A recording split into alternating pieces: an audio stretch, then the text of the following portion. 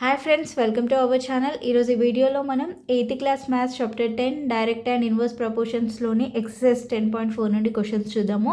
So దాంట్లో first question వచ్చేసి rice costing 480 rupees is needed for 8 members for 20 days. What is the cost of rice required for 12 members for 15 days అన్నాడు. So ఒకసారి చూడండి, 8 మెంబర్స్కి 20 daysకి కావాల్సినటువంటి ఒక రైస్ యొక్క కాస్ట్ ఇచ్చాడు మనకి. ఎంత? 480 రూపీస్ అన్నాడు. సో మనం ఏం ఫైండ్ అవుట్ చేయమన్నాడు? మరి 12 మెంబర్స్కి 15 daysకి కావాల్సినటువంటి రైస్ యొక్క కాస్ట్ అనేది ఫైండ్ అవుట్ చేయమన్నాడు. ఓకేనా? సో మరి ఇది ఎలా సాల్వ్ చేస్తాం ఒకసారి చూడండి. ఇక్కడ నంబర్ ఆఫ్ మెన్ అలానే రైస్ ఎలా ఉంటుంది, ఒకదానికొకటి ఇన్వర్స్ ప్రపోర్షన్లో ఉంటుంది. ఓకేనా? సో ఇవి రెండు కూడా ఇన్వర్స్ ప్రపోర్షన్. అలానే number of men and days కూడా ఎలా ఉంటాయి? ఇన్వర్స్ ప్రపోర్షనే ఉంటుంది, అంతే కదా? సో ఒకసారి చూడండి ఎలా సాల్వ్ చేయాలనేది. So number of men and rice required to them or in inverse proportion.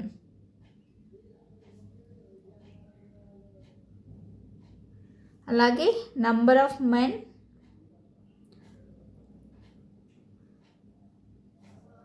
Number of days ఇవి రెండు కూడా ఇన్వర్స్ ప్రపోర్షనే కదా? ఓకేనా? సో ఇప్పుడు మరి ఎలా సాల్వ్ చేస్తాము ఒకసారి చూడండి. ఫస్ట్ ఇక్కడ రాద్దాము. నంబర్ ఆఫ్ మెన్, ఇక్కడ cost of rice, number of days. ఓకేనా? సో ఫస్ట్ ఇక్కడ నంబర్ ఆఫ్ మెన్ ఎందరు ఉన్నారు ఫస్ట్ కేసులో ఒకసారి చూడండి.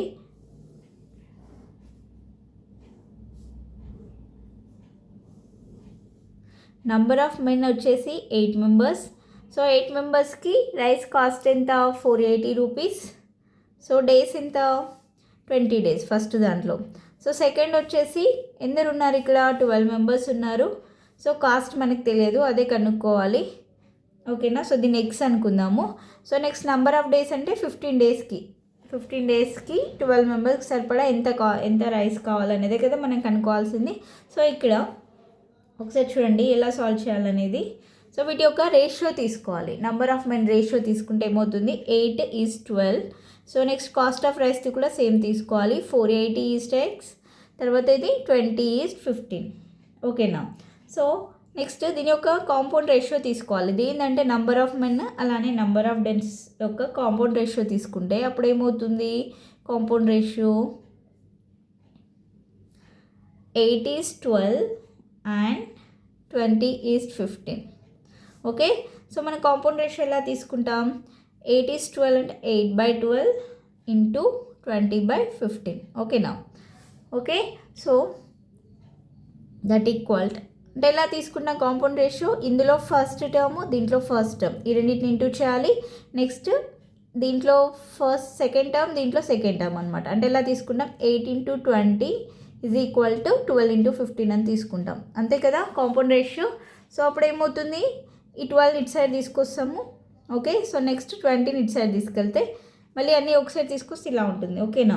సో ఇప్పుడు ఏమేమి క్యాన్సిల్ అవుతాయి ఒకసారి చూడండి. 5 4s are 20, 5 3s are 15, next 4 1s are 4 3s are 12, అంటే 8/9 వచ్చింది. ఇది ఈక్వేషన్ నెంబర్ 2 అనుకుందాం.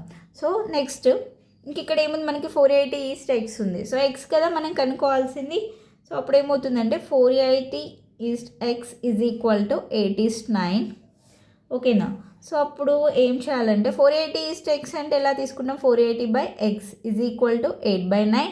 ఓకే, సో దీన్ని క్రాస్ మల్టిప్లై చేద్దాము. అప్పుడు ఏమవుతుంది? 480 × 9 = 8 × x. ఓకేనా?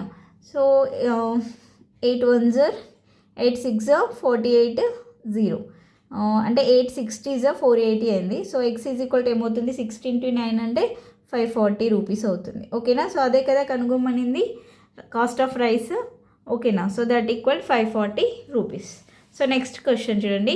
10 men can lay a road 75 kilometers long in 5 days. In how many days can 15 men lay a road 45 kilometers long అన్నాడు.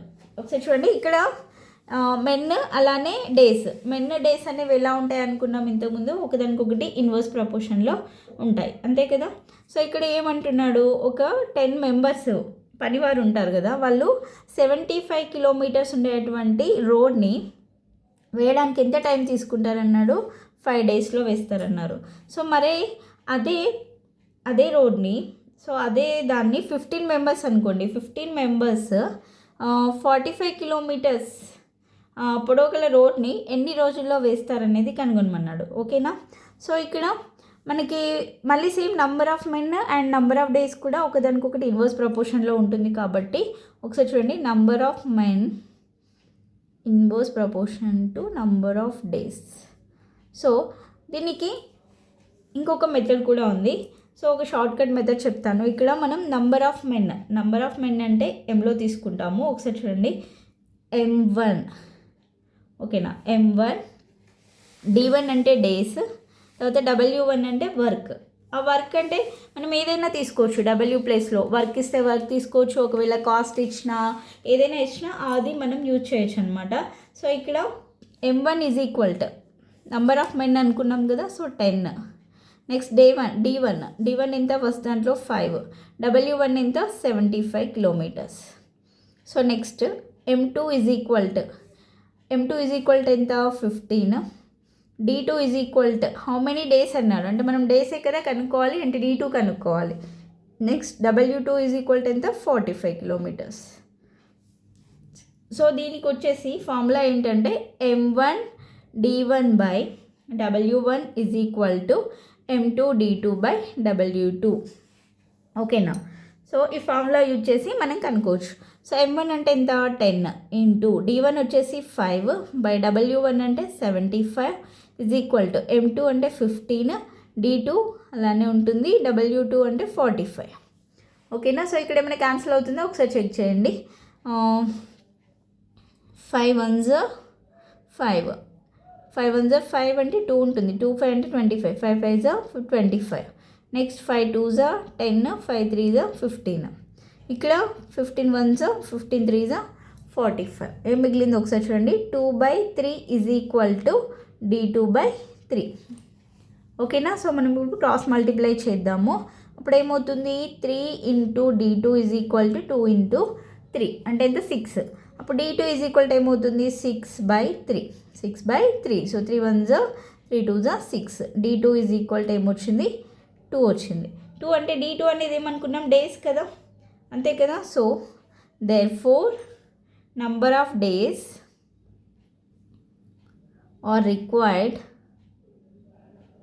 హౌ మెనీ డేస్, 2 days కదా. So answer is 2 days. ఓకేనా. So next third question చూడండి. Third question ఏమి ఇచ్చాడో, 24 men working at 8 hours per day can do a piece of work in 15 days. So in how many days can 20 men working at 9 hours per day can complete the same work అన్నాడు. ఓకేనా. So ఇక్కడ ఏమన్నాడు ఒకసారి చూడండి question. ఒక 24 members రోజు ఎంత 15 daysలో 8 hours work చేస్తారన్నారు. ఓకేనా. ఒక 24 మెంబర్స్ రోజుకి 8 hours ఎన్ని రోజుల్లో పనిచేస్తామన్నారు, 15 daysలో చేస్తే, ఒకవేళ రోజుకి 9 hours వంతున 20 days 20 మెంబర్స్ అదే పనిని ఎన్ని రోజుల్లో చేస్తారనేది మనం కనుక్కోవాలి. ఓకేనా.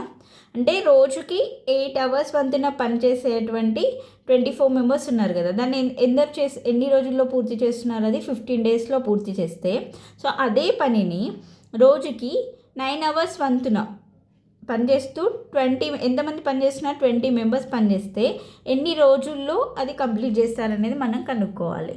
ఓకేనా. సో ఇక్కడ దీనికి ఫార్ములా వచ్చేసి, ఫస్ట్ ఇక్కడ నంబర్ ఆఫ్ మెన్ అంటే ఎంలో తీసుకుంటాము, నంబర్ ఆఫ్ డేస్ అంటే డీలో తీసుకుంటాము.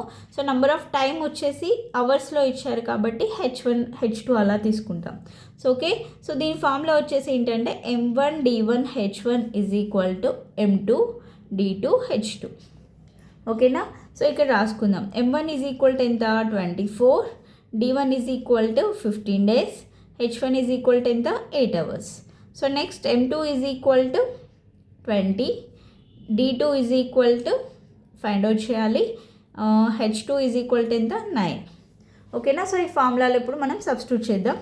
24 × 15 × 8 is equal to 20 × D2 × 9. So next మనకు కావాల్సింది D2. ఓకే, సో D2 ఇక్కడే ఉంచుదాము. సో నెక్స్ట్ 24 × 15 × 8, ఈ 20 × 9 ఇటు సైడ్ వస్తే ఏమవుతుంది, డివైడ్ అవుతుంది. సో 20 × 9 ఎక్కడైనా క్యాన్సిల్ అవుతుందో ఒకసారి చెక్ చేద్దాం. ఒకసారి చూడండి, ఇక్కడ 4 6 are 24, 4 5 are 20. Next 5 1 are 5, 5 3 are 15, 3 1 are 3 3 are 9, next 3 1 are 3 2 are 6. So D2 is equal to ఏం మిగిలింది, 2 × 8 ఈజ్ ఈక్వల్ టు ఎంత, 16. సో 16 days అనమాట. ఓకేనా. Therefore number of days are required 16 days. ఓకేనా. సో నెక్స్ట్ క్వశ్చన్ కూడా చూడండి, సేమ్ ఇదే ప్రాసెస్లో ఉంటుంది. అది కూడా ఏమన్నాడు, 175 men can dig a canal 3150 meters long in 36 days. How many men are required to dig a canal 3900 meters long in 24 days అన్నాడు. ఏమన్నాడు ఇక్కడ, ఒక 175 మెంబర్స్ ఒక కెనాల్ని డిగ్ చేయడానికి అంటే తవ్వడానికి ఎన్ని మీటర్ల, అది ఎంత పొడవు ఉంది అంటున్నాడు, 3150 meters పొడవు ఉన్నటువంటి ఒక కెనాల్ని. ఓకేనా. సో తవ్వడానికి ఎన్ని రోజులు టైం తీసుకుంటున్నారు, 36 days. అయితే ఇక్కడ ఏమన్నాడు, 3900 meters పొడవు ఉన్నటువంటి కెనాల్ని 24 daysలో తవ్వాలంటే ఎంతమంది మెంబర్స్ అవసరం పడతారు అనేది మనల్ని ఫైండ్ అవుట్ చేయమన్నాడు. ఓకేనా. సో మరి ఎలా సాల్వ్ చేస్తాం ఒకసారి చూడండి. So number of men M అనుకున్నాం కదా. So M1 is equal to 175. Okay. So next D1 is equal to 36 days. ఇక్కడ ఇచ్చినటువంటిది ఇదేంటి, అది ఎంత పొడవు ఉంది అనేది. సో 3150 అదేమనుకుందాం, W1 అనుకుందాం. Okay. So W1 is equal to 3150. Next M2 is equal to మనం కనుక్కోవాలి. So days D2 is equal to ఎంత, 24. W2 is equal to 3900. Okay. So ఇక్కడ వచ్చే ఫార్ములా ఏంటి, M1 D1 by W1 is equal to M2 D2 by W2. ఓకేనా. So ఇక్కడ substitute చేద్దాం అవన్నీ కూడా. M1 ఎంత, 175 ఇంటూ D1 అంటే 36 బై W1 అంటే 3150 ఈజ్ ఈక్వల్ టు M2 అలానే రాయాలి. D2 అంటే 24 by 3900. ఓకేనా. సో ఇక్కడ మనం కనుక్కోవాల్సింది M2. సో దానికన్నా ముందు ఇక్కడ ఏమైనా క్యాన్సిల్ అవుతాయో ఒకసారి చెక్ చేద్దాం. చూడండి, 5 3 are 15, 2 ఉంటుంది, 2 5 అంటే 25, 5 5 are 25, 5 6 are 30, 1 5 అంటే 15, 5 3 are 15, 0. సో అగైన్ 5 టేబుల్లోనే పోతుంది. 5 7 are 35, 5 1 are 5 అంటే 1 3 అంటే 13, 5 2 are 10, 5 6 are 30. సో ఇక్కడ చూడండి, 3 టేబుల్లో క్యాన్సిల్ అవుతుంది. 3 12 are 36, 3 4 are 3 2 are. So next 6 2 are 6 7 are 7 7 cancel. ఇక్కడ మిగిలింది ఏంటి, 2 is equal to M2 into 24 by 3900 మిగిలింది. ఓకేనా. సో ఇక్కడ 2 1s are 2 2s are. So 2 1s are 1 9 అంటే 19, 2 8 are 16, 2 9s are 18, 18 అంటే 1 ఉంటుంది, 1 0 అంటే 10, 2 5s are 0. Okay. 2 6 are 12, 2 9s are 18. ఓకేనా. సో 18 అంటే 1 ఉంటుంది, 5 15 అంటే 2 7s are 14, 1 0, 2 5s are. So ఇక్కడ 12. ఓకే. 3 టేబుల్లో పోతుంది. 3 2s are 6, 3 3s are 9, 3 2s are 6, 1 5 అంటే 15, 3 5s are 15. ఓకే. సో ఏం మిగిలింది, 2 is equal to M2 by 325 మిగిలింది. సో అప్పుడు M2 ఈజ్ ఈక్వల్ టు ఏమవుతుంది, 325 ఇంటూ. ఓకే. సో ఒక నిమిషం అండి ఇక్కడ. సో ఈ 2 కూడా క్యాన్సిల్ అయిపోయింది కదా, సారీ, ఈ 2 క్యాన్సిల్ అయిపోతుంది. సో అప్పుడు M2 ఈజ్ ఈక్వల్ టు ఏమవుతుంది, 325. సో 325 మెంబర్స్ అనేవాళ్ళు అవసరం పడతారు. ఓకేనా. దీంతో 4th క్వశ్చన్ కూడా కంప్లీట్ అయిపోయింది. సో రిమైనింగ్ సమ్స్ అనేవి నెక్స్ట్ వీడియోలో ఎక్స్ప్లెయిన్ చేస్తాను. ఈ వీడియో కనుక మీకు నచ్చినట్లయితే ప్లీజ్ లైక్ చేయండి, షేర్ చేయండి, సబ్స్క్రైబ్ చేసుకోండి. Thanks for watching.